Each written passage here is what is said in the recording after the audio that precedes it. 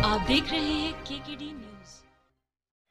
नमस्कार, KKD news में आपका स्वागत है। मैं हूं आपके साथ नम्रता शर्मा। ये नजर डालते हैं खबरों पर। भोपाल नगर निगम के पदाधिकारी और कर्मचारियों ने अपने ही संगठन के खिलाफ खोला मोर्चा। लगभग 3000 से ज्यादा कर्मचारियों ने मध्य प्रदेश शासकीय वाहन चालक यांत्रिक कर्मचारी संघ से दिया इस्तीफा। संगठन की बैठक में पदाधिकारियों को कुत्ता बोलने पर हुआ बवाल। सभी निगम वाहन चालक और कर्मचारी नगर निगम अध्यक्ष को हटाने की कर रहे थे मांग। लगभग 3000 से ज्यादा मैकेनिक एवं वाहन चालक, सफाई मित्र, डोर टू डोर कर्मचारी ने दिया इस्तीफा। कर्मचारियों का कहना है कि नगर निगम के अध्यक्ष करते हैं पदाधिकारियों एवं कर्मचारियों से अभद्र भाषा का उपयोग। नगर निगम अध्यक्ष नगर निगम के अधिकारियों को बताते हैं अंग्रेजों के वंशज। हड़ताल की धमकी देकर अधिकारियों पर डलवाते हैं दबाव। जी भाई साहब, आज आप लोग यहाँ प्रदर्शन कर रहे हैं, क्या कुछ मांग? प्रदर्शन नहीं, मध्य प्रदेश शासकीय वाहन चालक यांत्रिक कर्मचारी संघ शाखा नगर निगम भोपाल, ये यूनियन है। इसके अंदर हम लोग पदाधिकारी हुआ करते थे। हम लोगों ने अपने पद से त्याग पत्र दे दिया था आज से 5-7 दिन पहले, जो भी टाइम रहा हो। लेकिन प्राथमिक सदस्य हम थे। आज हम लोगों ने उस सदस्यता से भी यहाँ पर त्याग पत्र दिया है। कारण है नगर निगम शाखा यूनियन के अध्यक्ष इरफान अल्ताफ की हट धर्मिता। किसी पदाधिकारी की बात नहीं सुनना, लोगों को अपमानित करना, वॉइस मैसेज डालकर अपमानित सामूहिक रूप से करना। अभी ताज़ा बात है कि एक मीटिंग उन्होंने रखी थी। मीटिंग के अंदर उनका एक साथी माइक पकड़कर समस्त पदाधिकारियों को कुत्ते लफ्ज से संबोधित कर रहा है और शाखा नगर निगम भोपाल यूनियन का अध्यक्ष इरफान अल्ताफ तालियां बजा रहा है। प्रदेश अध्यक्ष वहाँ बैठ के मुस्कुरा रहे हैं, लेकिन उसको रोक नहीं रहा, क्योंकि हम लोग सदस्य थे। इसका हम लोग को बड़ा दुख है। हमने अपने पदों से त्याग पत्र दिया था, सदस्यता से नहीं दिया था। आज हम इस चीज से सबसे दुखी होकर सदस्यता भी हम यहाँ त्याग रहे हैं और वाहन चालक संघ से अब हमारा कोई वास्ता नहीं है। इरफान अल्ताफ की गलत नीति है अध्यक्ष की, कर्मचारियों से अभद्र व्यवहार करना, अधिकारियों को नवाब और अंग्रेजों का वंशज बताना। भाई, जब अधिकारियों से हम अभद्र व्यवहार करेंगे तो कर्मचारियों का काम कैसे करा पाएंगे? नया संगठन खोलेंगे? बिल्कुल नए विकल्प के साथ जल्दी से जल्द हम लोग आपके समक्ष उपस्थित होंगे। हम लोग 19 पदाधिकारी हैं। 19 पदाधिकारियों से कम 3000 कर्मचारी जुड़े हुए हैं, जो सब अब कोई वाहन चालक संघ का सदस्य नहीं बनेगा। ये संगठन क्या पूरा राज्य लेवल का होगा कि नगर निगम भोपाल का? देखिए, हमें मध्य प्रदेश का संगठन नहीं, नगर निगम भोपाल के हम कर्मचारी हैं। अब हम बिल्कुल शुद्ध नगर निगम कर्मचारियों का संगठन बनाएंगे जो नगर निगम भोपाल में कार्यरत हैं। उनकी समस्याओं को हल कराने के लिए, उनकी छोटी मोटी जो भी समस्याएं रहती हैं उनकी बात रखने के लिए हम नगर निगम अपने ही बीच के कर्मचारियों में से एक संगठन खड़ा करेंगे। जी हाँ, नगर निगम भोपाल। इस तरह की भाषा का प्रयोग किया गया आपके साथ, इसको लेकर आपने किसी से शिकायत की? प्रांत अध्यक्ष को बार बार बताया गया है, बार बार उनको अवगत कराया गया है कि नगर निगम शाखा के अध्यक्ष इरफान अल्ताफ पदाधिकारियों को अपनी औकात में रहने का बोलते हैं। अगर कोई पदाधिकारी उनसे किसी काम के लिए सवाल करता है या जवाब मांगता है तो उसको बोलते हैं अपनी औकात में रहिए। आपको जवाब मुझसे तलब करने का अधिकार नहीं, क्योंकि नगर निगम शाखा का अध्यक्ष में हूँ। ज़्यादा गड़बड़ करोगे 6 महीने के लिए यूनियन हटा लेंगे तो कब पलेटे दोगे होटलों पे, क्योंकि यहाँ अधिकारी भी अंग्रेज और नवाबों के वंशज हैं, ऐसा इरफान अल्ताफ का कहना है। इस तरीके से ये हम नहीं कह रहा, ये वो स्वयं बोल रहा है, उसकी वाइस से मौजूद है। हम लोग कहना जो पदाधिकारी ग्रुप पे वाइस से चलाता है, कभी लोगों का DNA बताता है। साबिर खान साहब की क्या भूमिका है? साबिर खान साहब की ये भूमिका है कि उनको बार बार 1 महीने से अवगत कराने के बाद, बार बार बताने के बाद, बार बार मीटिंग रखने के बाद उन्होंने इरफान अल्ताफ के खिलाफ कोई एक्शन नहीं लिया। हम 19 पदाधिकारियों ने तक के बार बार उनसे कहा, निवेदन किया, बल्कि उल्टा हम ही लोगों को डांटना, डबड़ना, धमकाना, डराना कि नौकरी नहीं कर सकते नगर निगम के अंदर। निगम के अध्यक्ष को हटाने में वो समक्ष नहीं है। खबरों में बने रहने के लिए धन्यवाद। देखते रहिए केकेडी न्यूज। आप देख रहे हैं केकेडी न्यूज। नमस्कार, केकेडी न्यूज में आपका स्वागत है। मैं हूं आपके साथ नम्रता शर्मा। ये नजर डालते हैं खबरों पर। मध्य प्रदेश क्षेत्रीय कार्यालय के सहयोग से स्वयं सहायता समूह की महिलाओं, हस्तशिल्पियों और कृषक उत्पादक संघों द्वारा तैयार उत्पादों के विपणन हेतु एक मंच प्रदान करने के उद्देश्य से नाबार्ड द्वारा दिनांक 19 से 27 नवंबर 2024 तक ग्रामीण विकास का उत्सव का आयोजन किया जा रहा है। इसका शुभारंभ आज दिनांक 19 नवंबर 2024 को श्री मंगूभाई पटेल माननीय राज्यपाल महोदय के कर कमलों द्वारा किया गया, जिसमें विशिष्ट अतिथि के रूप में सुश्री रेखा चंदावेली, क्षेत्रीय निदेशक RBI श्री चंद्रशेखर शर्मा, मुख्य महाप्रबंधक SBI श्री तरसेम सिंह जीरा, संयोजक SLBC श्री RC बेहरा, अध्यक्ष मध्य प्रदेश ग्रामीण बैंक एवं श्री प्रवीण अवस्थी, अध्यक्ष मध्यांचल ग्रामीण बैंक उपस्थित थे। श्री सुनील कुमार, मुख्य महाप्रबंधक नाबार्ड द्वारा माननीय राज्यपाल महोदय के स्वागत के साथ कार्यक्रम की शुरुआत हुई।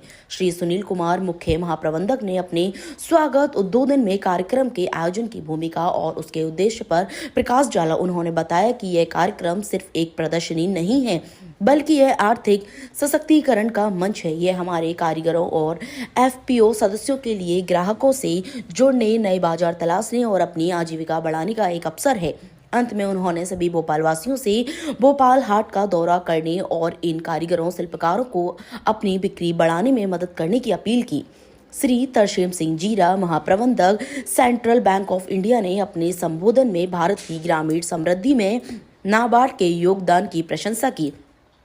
मध्य प्रदेश के साथ साथ पूरे भारत के कारीगरों शिल्पकारों को एक छत के नीचे भोपाल में बुलवाकर विपणन का मंच प्रदान करने के लिए उन्होंने नाबार्ड के प्रति आभार व्यक्त किया।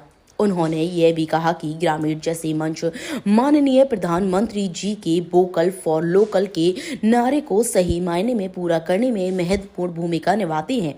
उन्होंने सारे प्रतिभागियों को ऑनलाइन मार्केट का उपयोग करके अपने उत्पाद भारत के सभी क्षेत्रों में बेचने के लिए अपील की।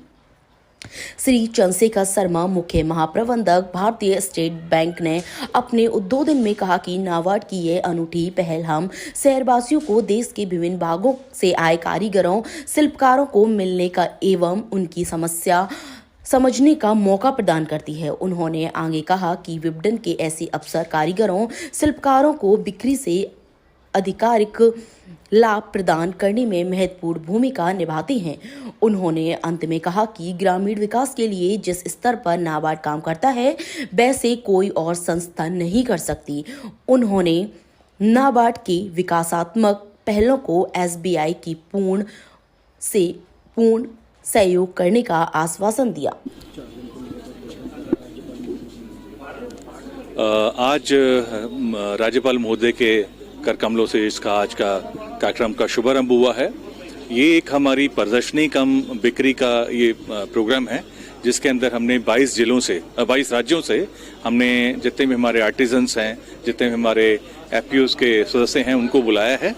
अलग अलग तरह के हमने उत्पाद रखे हैं इसमें, और 2 तरह के पवेलियन हैं। एक GI टैग का पवेलियन है जो कि अभी आपके सामने है, और पीछे एक FPO का एक स्टॉल पवेलियन लगा हुआ है। इससे आशय यही है कि नाबार्ड की तरफ से ये पहल पिछले 6-7 साल से हम लोग कर रहे हैं कि हमारे जो उद्यमी हैं, हमारे जो किसान हैं, बुनकर हैं, महिला हमारी माताएं बहनें हैं, वो लोग आएं और बिना किसी खर्च के अपने उत्पादों को यहाँ बेचें और ज़्यादा से ज़्यादा लाभ कमाएं। उनके रहने का, खाने पीने का हर लिहाज से हमने उनका अरेंजमेंट किया है, और उनको कोई भी लागत नहीं है। जितना भी यहाँ पे उनको प्राइस मिलेगा वो सब उनका ही प्रॉफिट है। तो ये नाबार्ड की तरफ से एक छोटी सी चेष्टा है। Thank you. आप देख रहे हैं KKD न्यूज। नमस्कार, KKD न्यूज में आपका स्वागत है। मैं हूं आपके साथ नम्रता शर्मा। ये नजर डालते हैं खबरों पर। प्रदेश में नशे के खिलाफ पुलिस का एक्शन लगातार जारी है। भोपाल क्राइम ब्रांच ने नशे के खिलाफ 2 अलग अलग कार्यवाही में 5 गांजा तस्करों को गिरफ्तार किया है। पुलिस ने उनके पास से करीब 50 किलो गांजा बरामद किया है, जिसकी बाजार में कीमत 8 लाख रुपए बताई जा रही है। पुलिस ने आरोपियों के पास से एक बैटरी रिक्शा भी जब्त किया है। गिरफ्तार आरोपियों में एक महिला भी शामिल है। जानकारी के अनुसार पुलिस को सूचना मिली थी कि गणेश नमकीन के पास छोला मंदिर भोपाल में एक महिला और एक लड़के के पास सफेद रंग की बोरी में गांजा रखा है। गांजा किसी ग्राहक को बेचने के लिए खड़े होकर तस्कर उसका इंतजार कर रहे हैं, जिसके बाद पुलिस ने आरोपियों की घेराबंदी की और उन्हें दबोच लिया। पुलिस ने इनके पास पास से कुल 15 किलो 310 ग्राम अवैध मादक पदार्थ गांजा कीमत करीब 1,50,000 रुपए की है। वहीं दूसरी कार्यवाही गौतम नगर भोपाल में एक लड़का बैटरी वाला ऑटो रिक्शा लिए खड़ा है, जिसके ऑटो रिक्शा में गांजा रखा है, जो किसी ग्राहक को गांजा बेचने के लिए खड़े होकर ग्राहक का इंतजार कर रहा है, जिस पर पुलिस ने स्टाफ की मदद से घेराबंदी कर आरोपियों को गिरफ्तार किया। दोनों कार्यवाही में क्राइम ब्रांच ने धारा 8/20 NDPS एक्ट के तहत कार्यवाही की है। 44 किलो 610 ग्राम गांजे की पे कार्रवाई की गई है। अलग अलग 3 मामले क्या रही है? जी हाँ, देखिए पुलिस कमिश्नर महोदय भोपाल श्री हरिनारायण चारी मिश्र महोदय द्वारा क्राइम ब्रांच को अवैध मादक पदार्थों के तस्करों के विरुद्ध अभियान स्तर पर कार्रवाई करने के निर्देश दिए गए हैं। उसी कड़ी में DCP क्राइम ब्रांच श्री अखिल पटेल सर द्वारा क्राइम ब्रांच की 5 टीमें सभी जोन में लगाई गई थी और इसी कड़ी में आगे कार्रवाई करते हुए हमारी टीमों के द्वारा दबिश देकर 3 अलग अलग प्रकरणों में कुल 5 आरोपियों को गिरफ्तार किया है। इसके अतिरिक्त 3 नाबालिग आरोपी भी इसमें शामिल हैं, महिला पुरुष दोनों तरह के, और इनके पोजीशन से 44 किलो से अधिक मादक पदार्थ बरामद करने में सफलता प्राप्त हुई है। इस संबंध में थाना क्राइम ब्रांच में 3 अपराध पंजीबद्ध किए गए हैं और पकड़े गए आरोपियों से विस्तृत पूछताछ करके और आगे इसमें इन्वेस्टिगेशन किया जा रहा है। इन्वेस्टिगेशन में और पूछताछ में जो फैक्ट्स सामने आएंगे उस एविडेंस के आधार पर इसमें हमें उम्मीद है कि और भी लोगों की इसमें गिरफ्तारी हो सकती है। राजधानी में कहाँ से गांजा लाया जा रहा है? अभी प्राइमा फेसी पूछताछ में हमें ये ज्ञात हुआ है कि उड़ीसा के मलकानगिरी जिले से सड़क के रास्ते और ट्रेन के रास्ते ये गांजा मध्य प्रदेश में खपाने के लिए लाया गया था, जो क्राइम ब्रांच भोपाल द्वारा इंटरसेप्ट करने में सफलता प्राप्त हुई है। क्राइम ब्रांच भोपाल के द्वारा लगातार मादक पदार्थों के विक्रेताओं, तस्कर, खरीदारों, पेडलर्स के खिलाफ लगातार कार्रवाई की जा रही है। विगत दिवस मध्य प्रदेश शासन और पुलिस मुख्यालय भोपाल की तरफ से पूरे प्रदेश भर में इस नशे के खिलाफ अभियान चलाया गया, नशे के खिलाफ प्रहार किया गया। इसमें क्राइम ब्रांच द्वारा काफ़ी अच्छी कार्रवाई की गई। इस दौरान क्राइम ब्रांच ने लगभग 95 किलो के लगभग गांजा और 8 किलो से ऊपर चरस पकड़ी है। और अगर हम बात करें पूरे वर्ष भर की, तो क्राइम ब्रांच द्वारा इस वर्ष में लगभग 50 के लगभग मामले और 100 से लगभग आरोपी पकड़े हैं, जिनसे करीब 4.5 क्विंटल मतलब 445 किलो के लगभग गांजा और 44 किलो के लगभग चरस पकड़ी। इसकी कीमत अगर हम बात करें तो अंतर्राष्ट्रीय मार्केट में करीब 22-23 करोड़ के बीच में आती है। तो हम लोगों ने इस वर्ष 22-23 करोड़ का मादक पदार्थ पकड़ने में सफलता प्राप्त की है। इस मादक पदार्थ का जब जांच हो जाती है, न्यायालय से फैसला हो जाता है, तो उसका नष्टीकरण किया जाता है ताकि आम जनता की पहुंच से दूर रखे। इससे लोगों को मैसेज भी जाता है कि मादक पदार्थ भले ही कितना कीमती, पर उसका आखिरी में जो नष्ट ही किया जाना है। हमारी समाज के सभी लोगों से अपील है कि मादक पदार्थ के संबंध में किसी प्रकार की जानकारी मिलती है तो 100 डायल नार्को हेल्पलाइन या व्यक्तिगत रूप से गोपनीय रूप से पुलिस को सूचना दे सकते हैं। इसमें आपके नाम और जानकारी को गोपनीय रखा जाएगा। खबरों में बने रहने के लिए धन्यवाद। देखते रहिए KKD न्यूज। आप देख रहे हैं KKD न्यूज। नमस्कार, KKD न्यूज में आपका स्वागत है। मैं हूं आपके साथ नम्रता शर्मा। ये नजर डालते हैं खबरों पर। भोपाल से टीला जमालपुरा पुलिस को मिली बड़ी सफलता। राजधानी भोपाल के टीला जमालपुरा क्षेत्र में शातिर 2 चोर को किया गिरफ्तार। मीडिया को जानकारी देते हुए थाना प्रभारी सरिता बर्मन ने चर्चा के दौरान बताया कि आरोपी सोने मकान की करते थे रैकी, मौका देखकर चोरी की वारदात को देते थे अंजाम। आरोपी के पूर्व में भी कई अपराध पंजीबद्ध है। आरोपी से लगभग 5 लाख रुपए का मशरूका किया गया बरामद। दिनांक 18/11/24 को फरियादिया श्रीमती लता सिरमौरिया, जो थाना टीला क्षेत्र में कबीरपुरा की रहने वाली हैं, थाने पर आकर के रिपोर्ट लिखाई अपने पति मनोज के साथ में कि 17 और 18 तारीख की दरमियानी रात इनके घर पर चोरी हो गई है। ये अपने पूरे परिवार सहित छोला में रिश्तेदारी में शादी में गई हुई थी। तो वहाँ से जब सुबह को आते हैं अपने घर पर, तो ये लोग देखते हैं कि इनके घर का ताला टूटा हुआ है। ताला टूटा होने से ये अंदर जाते हैं। अंदर के कमरे में इनकी अलमारी रखी रहती है। अलमारी को ये देखते हैं, गोदरेज की अलमारी में, तो अलमारी का ताला टूटा हुआ और उसके अंदर उनके सोना चांदी के जो जेवरात थे और नकदी पैसे थे वो सारे वहाँ से गायब रहते हैं। तो उस चोरी होने के बाद वो थाने पर आते हैं। थाने पर उनकी रिपोर्ट लिखने के बाद हमारी पुलिस सक्रिय होती है, उसमें हमारी टीम गठित होती है। मैं थाना प्रभारी सरिता बर्मन के साथ में हमारे सब इंस्पेक्टर हैं विश्वकर्मा जी, ASI हैं हमारे अमर सिंह साहब, प्रधान आरक्षक लोकेश जोशी और हमारी चार्ली, हम संयुक्त टीम कार्रवाई के लिए निकलते हैं और सारे जितने भी निगरानी शुदा थाने के बदमाश हैं, गुंडा बदमाश हैं और नकबजन हैं, इनको हम लोग संदेह के आधार पर लेकर आते हैं, पूछताछ करते हैं। 2 संदेही नकबजन जिनसे हम पूछताछ करते हैं, तो ये पुलिस को देख करके और ये जब हम इनकी तलाश में जाते हैं इनके संदेह के आधार पर, तो ये भागते हुए नज़र आते हैं। तो पुलिस को देखकर जब भागते हैं तो थाना टीला क्षेत्र में नाला है, नाले के पास ये एक थैला जैसा फेंक के नाले में भाग जाते हैं और वहाँ से फिर पुलिस घेराबंदी करके वो दोनों लड़कों को पकड़ती है, उनसे पूछताछ करती है। तो ये अपना जुर्म कबूल करते हैं। कबूल करने के बाद ये बताते हैं कि किस किस तरीके से ये घर पर उनके प्रवेश किए थे। जब वो घर पर उनकी अनुपस्थिति में ताला तोड़ते हैं, ताला तोड़ने के बाद अंदर जाते हैं, अलमारी का ताला तोड़ते हैं और उसके अंदर जितने भी सोने चांदी के उनके गहने थे वो और नकदी पैसा वो ले करके भागते हैं। आपस में दोनों बांट चुके होते हैं। इनसे हम पूछते हैं वो सामान का, उन्होंने बोला नाले में फेंक दिया। नाले से हम लोग तलाशी के बाद में नाले से सामग्री मिलती है, वो ले करके आते हैं, इनसे जब्ती करते हैं। उसमें काफ़ी सोने चांदी के आभूषण थे जो कि 75 ग्राम सोना, करीब 4 लाख कीमत का वो इनके पास से और 1 लाख कीमत की करीब चांदी की जो आभूषण थे वो बरामद होते और 5,000 रुपये कैश इनके पास से बरामद होता है। क्योंकि दोनों आरोपी जो हैं, एक अजहर अली और दूसरा उनका छोटा भाई है सरवर अली, कबीरपुरा क्षेत्र के ही रहने वाले हैं। और इनकी चूँकि पहले से ही थाने में निगरानी शुदा बदमाश हैं और आपराधिक रिकॉर्ड हैं, इनके पास से ये सारी जो जब्तशुदा आभूषण है और नकदी को बरामद किए जाने के बाद इन पर इनसे जब्त कर न्यायालय पेश किया गया। न्यायालय पेश करने के बाद में इनको वहाँ से जेल भेज दिया गया। इनका बदमाश इनके और क्या क्या रिकॉर्ड निकले? इनके क्रिमिनल रिकॉर्ड हैं, चूँकि चोरी नकबजनी में माहिर हैं ये, तो इनकी निगरानी फाइल भी थाना में खुली हुई है और इनके कई विभिन्न थानों में भी इस तरह के नकबजनी के अपराध पंजीबद्ध हैं। खबरों में बने रहने के लिए धन्यवाद। देखते रहिए केकेडी न्यूज़। आप देख रहे हैं केकेडी न्यूज़। नमस्कार, केकेडी न्यूज़ में आपका स्वागत है। मैं हूं आपके साथ नम्रता शर्मा। ये नजर डालते हैं खबरों पर। कांग्रेस प्रदेश अध्यक्ष जीतू पटवारी का महाराष्ट्र में चुनाव में पैसे बांटने को लेकर मोदी सरकार और जेपी नड्डा को जमकर घेरा। वहीं जीतू पटवारी ने विजयपुर उपचुनाव के दौरान जमकर गड़बड़ी होने के आरोप लगाए। जीतू पटवारी ने कहा कि भारतीय लोकतंत्र में जो कुछ पवित्र बचा था मोदी सरकार ने सभी को ध्वस्त कर दिया। नरेंद्र मोदी ने जब से नया भारत बनाया तब से सभी न्यायिक संस्थाओं को ध्वस्त कर दिया है, चाहे चुनाव आयोग हो या फिर एड और आयकर के माध्यम से राजनीतिक दलों पर दबाव बनाने का मामला। पिछले 10 साल में 600 से ज्यादा राजनीतिक व्यक्तियों को खरीदा बेचा गया है।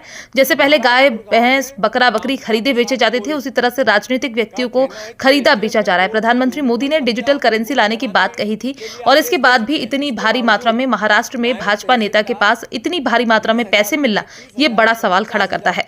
सम्मानित उपस्थित साथियों, मैं आप सबका स्वागत करता हूं। कल मुंबई में भारतीय जनता पार्टी के राष्ट्रीय महासचिव तावड़े जी नगद करोड़ों रुपए बांटते हुए पकड़ा गए। कोई प्रशासन ने नहीं पकड़ा, कोई चुनाव आयोग ने नहीं पकड़ा, कोई पुलिस ने नहीं पकड़ा, जनता ने पकड़ा, राजनीतिक दलों के कार्यकर्ताओं ने पकड़ा।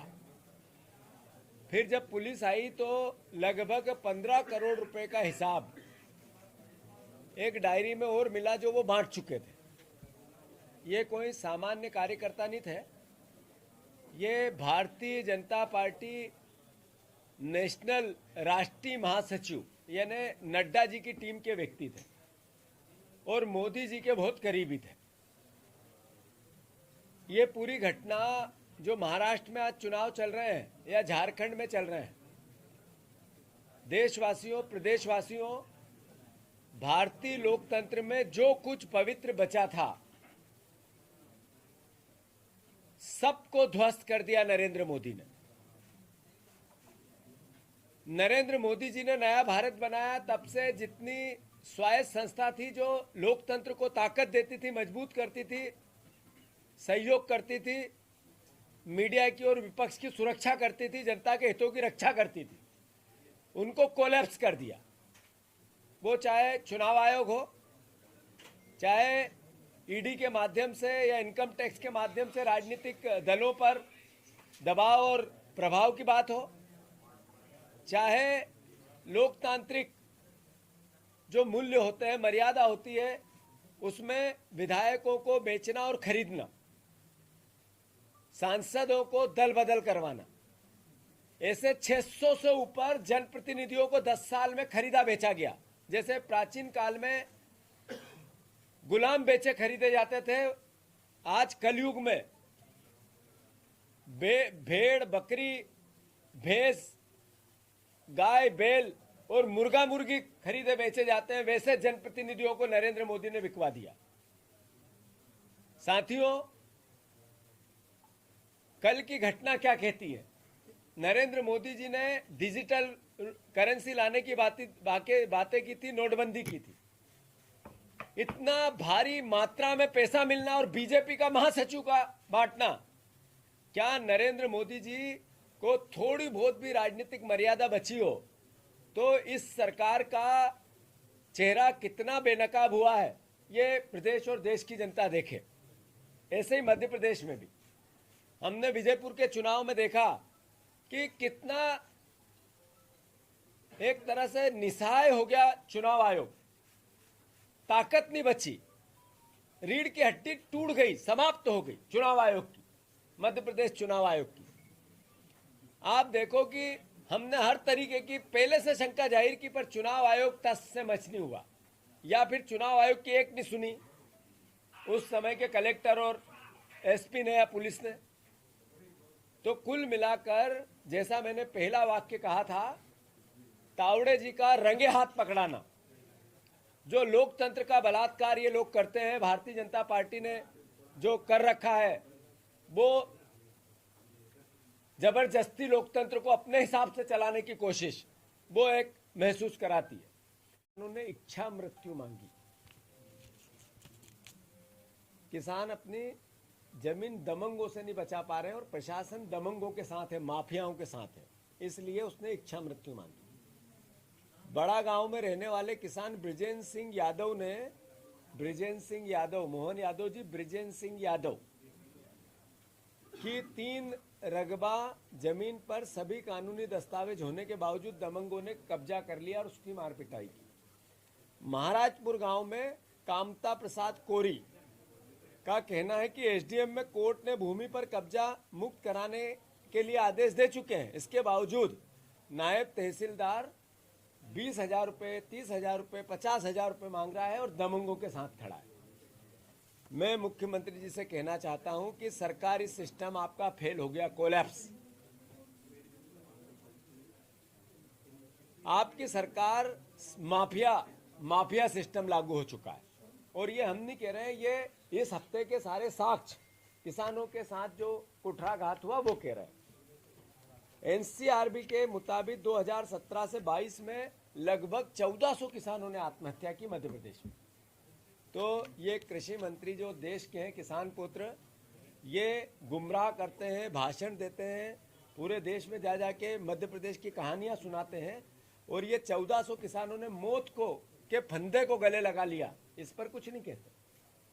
मैं समझता हूं उनको जब सवाल विधानसभा में आते हैं तो यही कृषि मंत्री जब मुख्यमंत्री थे कि नशेड़ी था किसान, भंगेड़ी था किसान, मानसिक रूप से विक्षिप्त था किसान, ये उनको संज्ञा दी जाती है। ये बीजेपी के संज्ञा देते हैं कि ये तो नशेड़ी हैं, ये तो मानसिक रूप से कमजोर है, विकलांग है, पागल है। ये एक तरह से उनका सम्मान करते हैं हमारे कृषि मंत्री पुत्र, और यही मोहन यादव जी की सरकार की भी नियति बन गई है।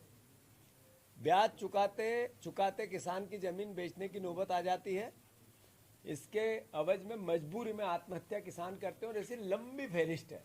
जो 0% ब्याज की कहानी थी उनकी, उसको भी एक तरह से असली उसका भी चेहरा दिखता है। मैं अनुरोध करना चाहता हूं, ये सरकार बेशर्म सरकार हो गई है। हर क्षेत्र में अब इनके पास कोई भी ऐसा लॉजिक नहीं है कि ये बता सके। इन्होंने खाद की बात की, वीडी शर्मा जी ने भाषण दिए थे, पर्याप्त खाद है, यहाँ इतना, वहाँ चले गए, यहाँ चले गए। मैं गुना के किसान के घर जा रहा हूँ, 2 दिन बाद गुना के किसान के घर जाना, यानी खाद की पीड़ा को पब्लिक के साथ इस सरकार के जमीर को जगाना। मैं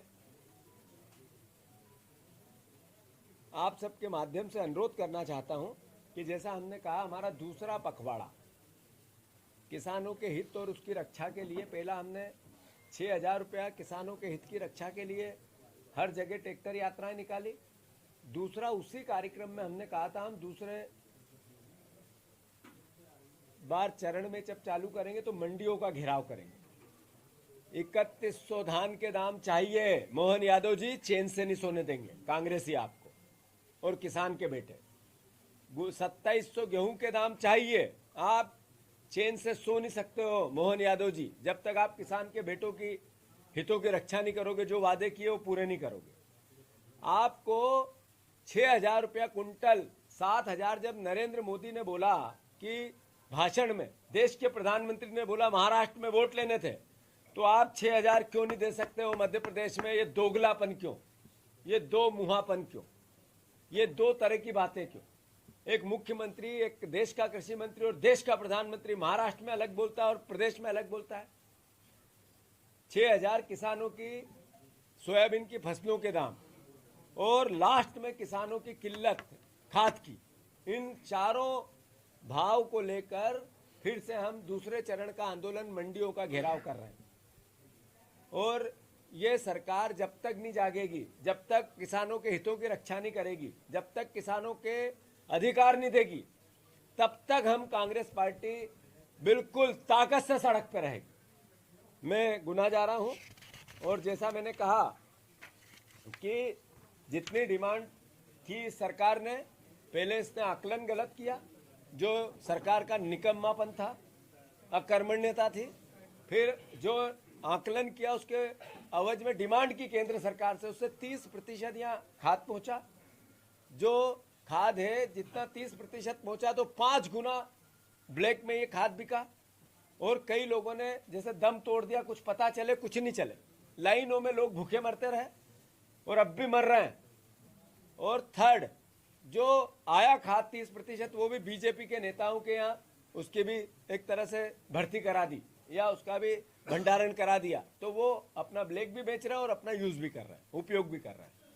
बीजेपी के लोग इसके पीछे पकड़े गए हैं कई जगह के, जो दलाली करते हुए खाद ब्लैक में बेचते हो। तो मोहन यादव जी, आपका, आपकी सरकार का कृषि मंत्री, देश के पूर्व मुख्यमंत्री। खबरों में बने रहने के लिए धन्यवाद। देखते रहिए केकेडी न्यूज। आप देख रहे हैं केकेडी न्यूज। नमस्कार, केकेडी न्यूज में आपका स्वागत है। मैं हूं आपके साथ नम्रता शर्मा। ये नजर डालते हैं खबरों पर। भोपाल नगर निगम की ओर से महापौर ट्रॉफी 2024 बालिका खो खो इंटर स्कूल प्रतियोगिता की गई। इसी दौरान कार्यक्रम के आयोजन में मंत्री विश्वास सारंग भी उपस्थित रहे। मंत्री विश्वास सारंग ने कहा कि खो खो के लिए हमारी सरकार कटिबद्ध है। वहीं पीएम मोदी और सीएम यादव का यही लक्ष्य है कि हमारे देश के युवा अधिक से अधिक खेलों से जुड़े। वहीं दीप प्रज्वलन कर कार्यक्रम का शुभारंभ किया गया। मंत्री विश्वास सारंग बालिकाओं से भी मिले। इसी दौरान मंत्री विश्वास सारंग ने पूर्व मुख्यमंत्री दिग्विजय सिंह पर निशाना साधते हुए कहा कि क्या अपेक्षा की जा सकती है, वो सुबह से शाम तक हिंदुओं और सनातन का विरोध करते हैं। वहीं मंत्री सारंग ने दिग्विजय सिंह को वानप्रस्थ आश्रम जाने की हिदायत भी दी। वहीं विपक्ष पर घेरते हुए कहा कि कांग्रेस और विपक्ष ने हर समय पीएम मोदी और अमित शाह को बदनाम करने का षड्यंत्र रचा है। कांग्रेस ने बहुसंख्यक समाज को बदनाम करने की कोशिश की है। आर.के. बघेल जी, कृपया आप सब मंच पे अपनी उपस्थिति दर्ज कराएं। बड़ी ही आदरणीय हमारे डीओ सर से आग्रह है, कृपया आप भी इनके अहिवार सर मंच पे अपनी उपस्थिति दर्ज कराएं। बड़ी खुशी की बात हम सबके लिए। भोपाल आ जाओ किशन। भोपाल अभी इधर भोपाल नगर निगम की ओर से महापौर ट्रॉफी का आयोजन भोपाल में हुआ है और खो खो, वो भी बालिका वर्ग की इस प्रतियोगिता का यहाँ पर आयोजन हुआ है। ये बहुत प्रसन्नता की बात है। खेलों के उन्नयन के लिए हमारी सरकार कटिबद्ध है। माननीय प्रधानमंत्री नरेंद्र मोदी जी, हमारे मुख्यमंत्री मोहन यादव जी का यही लक्ष्य है कि युवा अधिक से अधिक खेलों से जुड़ें और खेलों के माध्यम से हम सकारात्मक समाज का निर्माण करें। साबरमती रिपोर्ट वो फिल्म है जिसने गोधरा कांड का दूध और पानी का पानी समाज के सामने प्रस्तुत किया है। कांग्रेस ने और विपक्ष ने हर समय नरेंद्र मोदी जी को, अमित शाह जी को बदनाम करने की कोशिश की और सही मायने में बहुसंख्यक समाज को भी बदनाम करने की कोशिश की। पर साबरमती रिपोर्ट फिल्म में जिस प्रकार से यथार्थ बताया गया है कि निश्चित रूप से समाज को देखना चाहिए। आज माननीय मुख्यमंत्री जी ने हम सब मंत्रियों को ये फिल्म दिखाने का निर्णय लिया और हमने भी निर्णय लिया है कि कल हम हमारे कार्यकर्ताओं और जनता को लेकर फिल्म का एक बड़ा शो करेंगे और ये विस्तार नीचे तक हो, ये निश्चित रूप से जरूरी है, क्योंकि ऐसे फिल्म से ही इतिहास के सही तथ्य सामने आते हैं। कांग्रेस ने हर समय इतिहास को तोड़ मरोड़ कर प्रस्तुत किया है, अपनी राजनीतिक रोटी सेकने के लिए उन्होंने इतिहास को तोड़ा मरोड़ा है, पर जब इस तरह की फिल्में बनती हैं तो यथार्थ सामने आता है। मुझे लगता है सबको ये फिल्म देखनी चाहिए और नीचे तक दिखानी चाहिए। सर, महाराष्ट्र बता रहे थे कि बड़ी टसल है, बड़ा टफ इलेक्शन है। महाराष्ट्र में कमल खिलेगा, युति की सरकार बनेगी। जो हमारी युति है, शिवसेना, अजीत पवार एनसीपी और भारतीय जनता पार्टी, ये तीनों मिला के सरकार बनाने वाली हैं, कहीं कोई डाउट नहीं है। मैं लगभग 2.5 महीने महाराष्ट्र में रहा और हर जगह मोदी जी का जलवा है। मोदी जी की डबल इंजन की सरकार महाराष्ट्र की जनता चाहती है कि उनके क्षेत्र तक पहुंचे और इसको लेकर जनता में बहुत उत्साह है। लगातार भारतीय जनता पार्टी के प्रति लोगों का आकर्षण बढ़ा है और केवल महाराष्ट्र ही नहीं, हम झारखंड में भी सरकार बनाएंगे और केवल झारखंड ही नहीं, हम मध्य प्रदेश की दोनों उपचुनाव भी जीतेंगे और केवल मध्य प्रदेश के दोनों उपचुनाव ही नहीं, हम उत्तर प्रदेश सहित बाकी जगह भी जो उपचुनाव हो रहे हैं उसमें प्रचंड बहुमत से भाजपा जीतने वाली है। कांग्रेस गॉन केस है। दिग्विजय सिंह जी जो आदिवासी ने पिक्चर बनाई है सत्याग्रह पर, उसे देखिए और मुख्यमंत्री से टैक्स फ्री की बात। आप दिग्विजय सिंह से और क्या अपेक्षा करते हैं? सुबह से शाम तक हिंदुओं का विरोध करना, सनातन का विरोध करना, भगवा आतंकवाद जैसे शब्दों के माध्यम से हिंदू दर्शन को पूरी दुनिया में बदनाम करने का प्रयास करने वाले दिग्विजय सिंह से और कोई अपेक्षा नहीं है। उनको चाहिए कि अब वो वानप्रस्थ आश्रम की तरफ जाएं। सर, बच्चों के लिए कोई मैम, आज बच्चों के कार्यक्रम में आप लोग आए हुए थे। नगर निगम हमेशा नई गतिविधियां करता है। सड़क नाली पानी को जनता के लिए सुविधाएं देते देते नगर निगम ने विचार किया कि हमें बच्चों के लिए भी कुछ करना चाहिए और बच्चों को जिस तरह से नगर निगम भोपाल के माध्यम से लाइब्रेरी देकर बच्चों की पढ़ाई में व्यवस्थाएं कर रहे हैं, ई लाइब्रेरी हमने बनवाई है और बच्चों को वहां पर डेली 50 रुपए प्रति माह की दर से उनको देना रहता है और लाइब्रेरी में आके बच्चे घंटों बैठकर पढ़ाई करते हैं। हमने विचार किया कि बच्चों को हम मानसिकता को फ्री करने के लिए और खेल प्रतियोगिता भी करें और हमारी पूरी टीम ने खेल प्रतियोगिता में खो खो खेल को चुना क्योंकि वो बालिकाओं का है और अभी आपको बताना चाहेंगे कि राष्ट्रीय स्तर पर खो खो खेल को सम्मिलित किया गया है और खो खो खेल के माध्यम से स्कूल के शासकीय विद्यालय भोपाल के 8 विद्यालयों में जो टीमें थी, डीओ साहब के माध्यम से उन विद्यालयों से बच्चियों को बुलाकर और आज खो खो खेल का प्रतियोगिता किया गया है। आपके ही कर्मचारी आज आ रहे हैं, आपके ही सिस्टम की सिस्टम कोई भी हो, अधिकारी जो भी है, नगर निगम कमिश्नर है, वो सिस्टम बनाते हैं और उस सिस्टम को वो फॉलो करते हैं। सर, आज कार्यक्रम हुआ, किस तरह का रहा? आज ये महापौर ट्रॉफी का खो खो वाला जो आप कार्यक्रम है, अभी तो स्टार्ट अभी हमारा कार्यक्रम हो रहा है, तो उसमें जो विभिन्न स्कूलों के बच्चे हैं वो पार्टिसिपेट कर रहे हैं। सर, आज माता मंदिर पर जो आपका कार्य है, किस बात के लिए? आपके ही जो अधिकारी हैं उनके खिलाफ में और जो आपके महापौर हैं, नगर निगम अध्यक्ष हैं। नहीं, मेरे को भी जानकारी नहीं, हम जानकारी लेंगे। खबरों में बने रहने के लिए धन्यवाद। देखते रहिए केकेडी न्यूज।